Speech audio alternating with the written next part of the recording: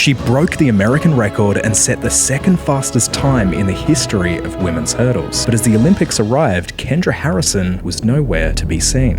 In 2016, Kendra had seemed unstoppable. She was winning every single event she entered, and on the day of the Prefontaine Classic, she ran the 100-meter hurdles in a mind-blowing 12.24 seconds, second only to the world record of 12.21, set 28 years earlier in 1988. As the Olympics closed in, all eyes were on Kendra to bring home a gold medal and make America proud. But there was one thing standing between Kendra and her Olympic dream: the ruthless and somewhat controversial US Olympic trials. See, around the world, each event in each country has their own rules for determining which athletes are sent to the Olympics. Many countries have a discretionary selection process, which takes into account the athletes' past performances in World Athletics sanctioned events. But in the US, the athletes are selected via a brutal all-or-nothing trial event. Only the top 3 athletes in the final race of the US Olympic trials will go on to represent the US. So, on the final race of the trials, Kendra lined up at the starting line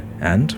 Kendra in lane 2. She's not even close. Brianna Rollins wins it. She came in at 6th place. Kendra Harrison had failed when it mattered most, and she wouldn't be going to the Olympics. Kendra was heartbroken. However, just 2 weeks after that devastating loss, Kendra's coach encouraged her to shake it off and enter another race as soon as possible. Kendra swallowed her pride and once again dragged her feet to the starting line. This time at the London Diamond League. Kendra looked along the starting line, spotting the other 3 US runners, the same 3 runners who were getting ready to head to Rio to live her dream. She knew that people would be watching this race closely, eager to see the 3 US Olympic picks in action. So it was at that moment she decided that this race would be her revenge. If she could manage to run her personal best, she'd likely leave the others far behind, making a mockery out of the US selection process. As the starting pistol fired, Kendra powered over each hurdle, and she absolutely decimated the other runners. Look at Kendra Harrison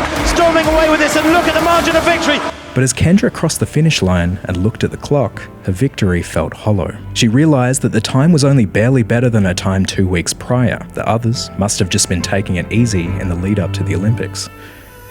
Right? Let's look at that ending again. Well, that was strange. The clock seemed to run on and on long after she'd gone through the line. Kendra had ducked under the timing beam as she crossed the line, and the clock hadn't stopped until second place finished. When the officials reviewed the footage to get an accurate time, the figures on the screen reset. 12:20, she's broken the world record. A young woman who's not even going to the Olympic Games. I mean, that is one of the question marks against the American selection system, isn't it?